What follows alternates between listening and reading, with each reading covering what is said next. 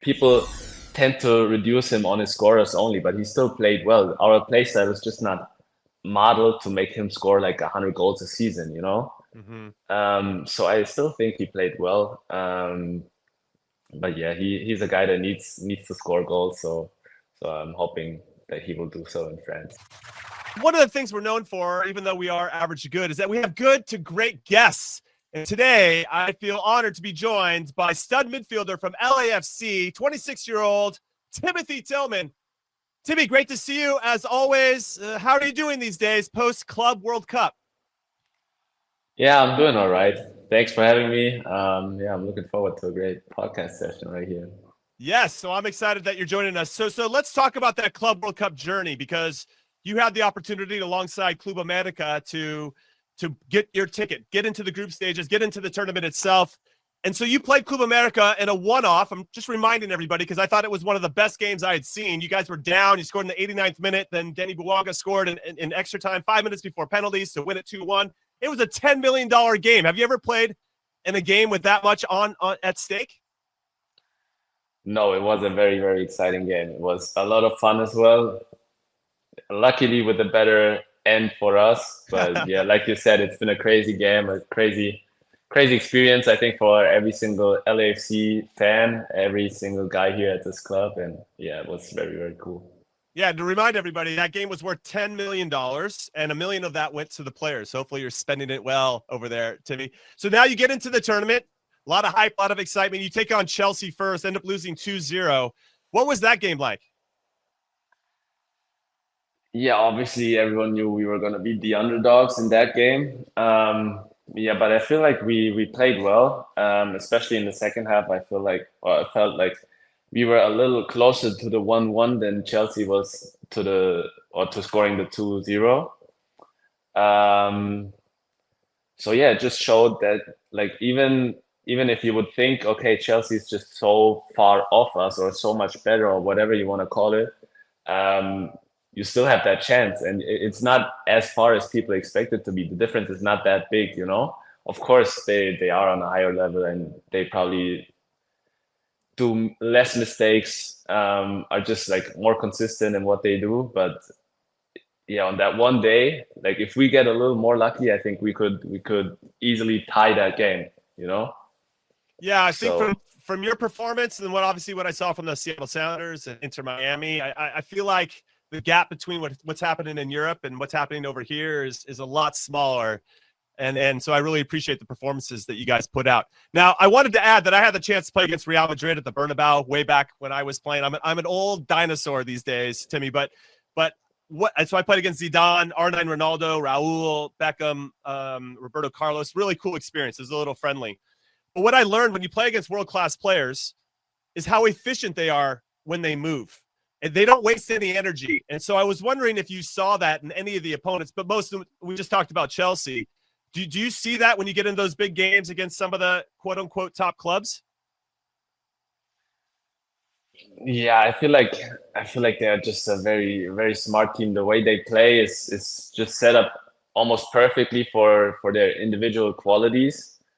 Um, so yeah, I think every player is in a position where they can just like play their best, and yeah, that's what made it hard for us to defend against them. Yeah, I guess maybe Zidane wasn't the right ad. I don't think there's any Zidane on Chelsea per se, but man, what a player. So fun Yeah. fact for you. I went to dinner with Adidas the night before we played against Real Madrid. And they said, if you steal one ball from Zidane, we'll give you $10,000 in allotment to spend on your friends and family. And I was like, handshake done. And I stole one ball from Zidane, Timmy, and it was a nothing play in the middle of the field. But man, one of my proudest moments. So just wanted to throw that out there.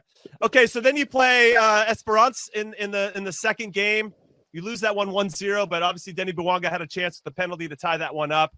Heartbreaking in that one, but I really liked how they played, really spirited. They seemed really organized, maybe not the quality of Chelsea, but provided something different. And then in the last game against Flamengo, you get a 1-1 draw, and I think Flamengo is an excellent team. I think they're really well coached by Felipe Luis. Tell us about those two particular games and maybe the Flamengo one, because I thought you guys performed pretty well. Yeah. So I think against Esperance, of course, or not, of course, but I think we were, especially after the game against Chelsea, everyone expected us to do well against them. But yeah, we just didn't play well enough. We didn't deserve the win. Like you said, they had a very spirited, very motivated game or performance. So yeah, it's just very sad. It was a very disappointing is the right word. Hmm. Like undescribable for us, I think. Just yeah, just a very tough loss, you know. But Yeah, yeah. um, yeah, that's just how it goes. Like on one day you get lucky, on the other one you're not. Um, but yeah, then playing against Flamengo was a great game by the team again. Um, Bounced back off the bad performance against Esperance. Showed against a really, really good team. I think they will do very well at this Club World Cup. That we can compete on the highest level, and yeah, that we could still create chances. Also defend for a longer period of time, like suffer a little bit, and yeah, just Yeah, yeah, work well against them, you know. for sure, for sure. And I know you're being humble here, but you had an assist on the only goal that you guys scored in the tournament. It was a nice ball over the top to Denny Buwanga, who had a nice finish as well. So where do you take this now? Obviously, that's the probably the highest of highs in a mid-season where you can play in the FIFA Club World Cup. You play Vancouver now in 4 or 5 days after that game to Flamengo. How do you carry the momentum and the confidence that you could gain from the Club World Cup into the season? Because right now you guys are kind of in the middle of the table in the Western Conference.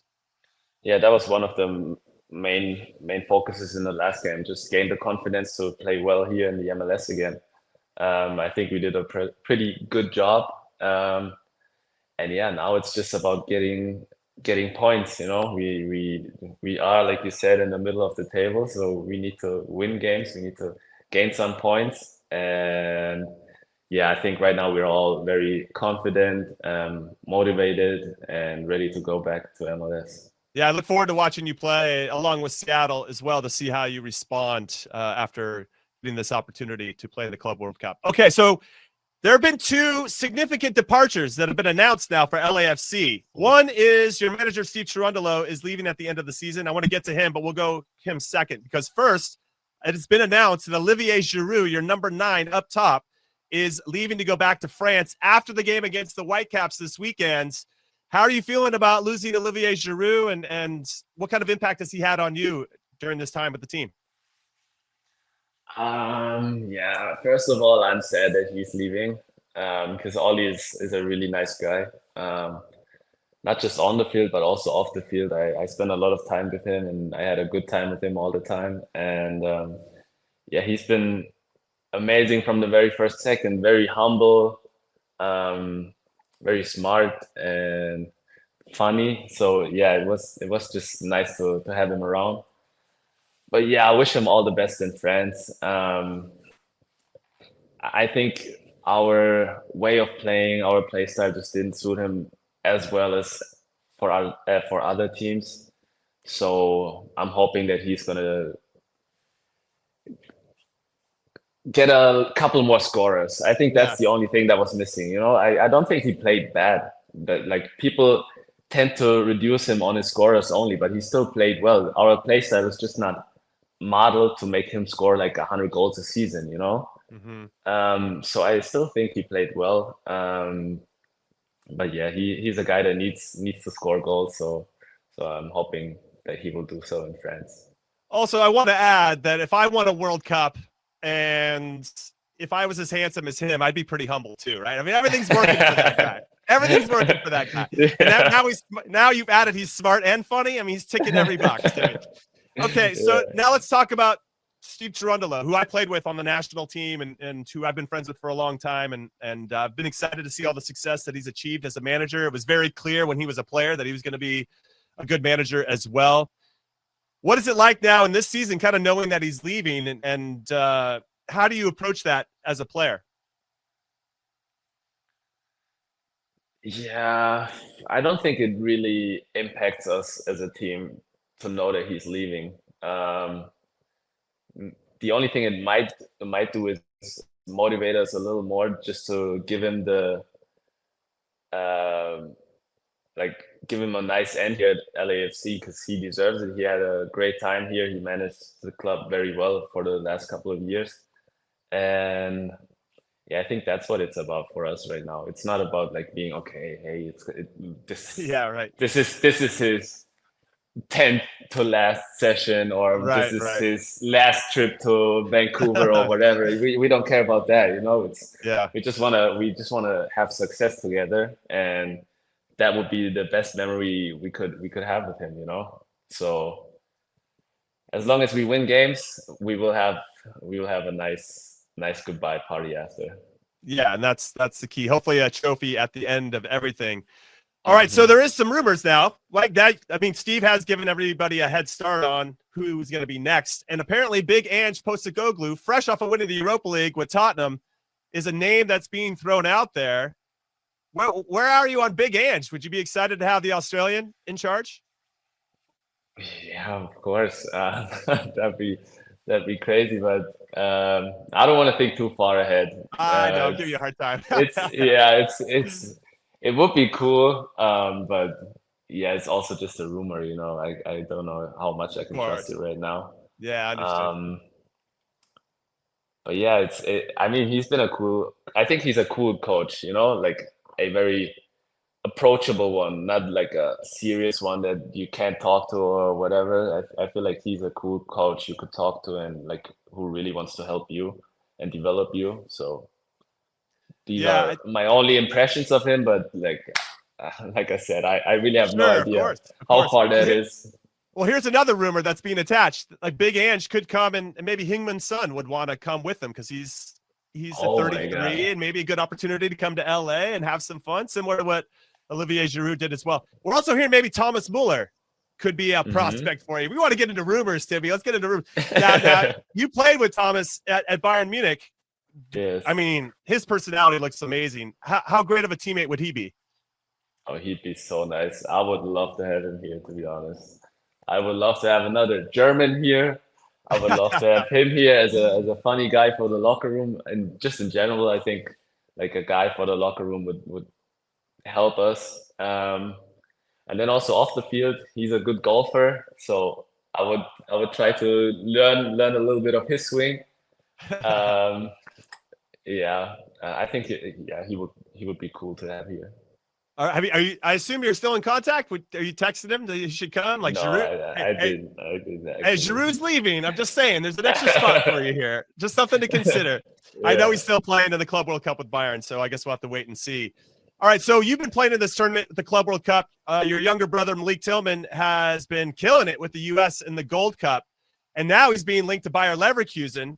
How much career advice do you give your little brother on terms of, hey, maybe Leverkusen's the right fit, or how many tips do you give him when he's playing for the U.S. team?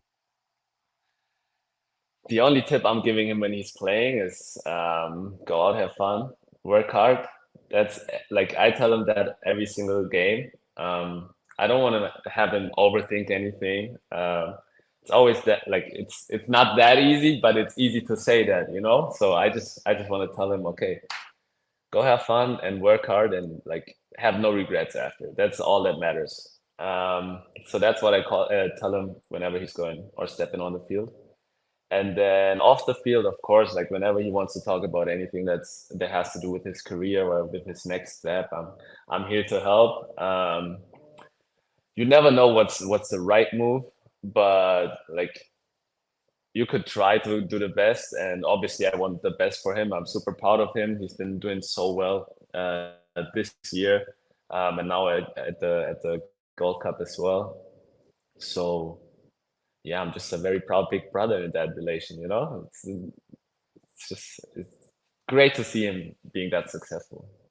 And you're a fantastic big brother. And honestly, all the things you're hearing, I'm like, Timothy's going to be a great dad as well. You're going to have that all covered. Well, Timothy, thank you so much for your time. Continued success, of course, with LAFC, and we wish you the best of luck for the rest of the season. Thank you, guys. All right. Thanks, Timmy. Oh, look at you. He got to the end of the video. Thanks for watching. We appreciate it. So if you want more average to good content, then you know where to go find it. Go peruse our channel, then hit like, then hit subscribe, and of course, turn on your notifications so that you never miss a show. We'll see you next time.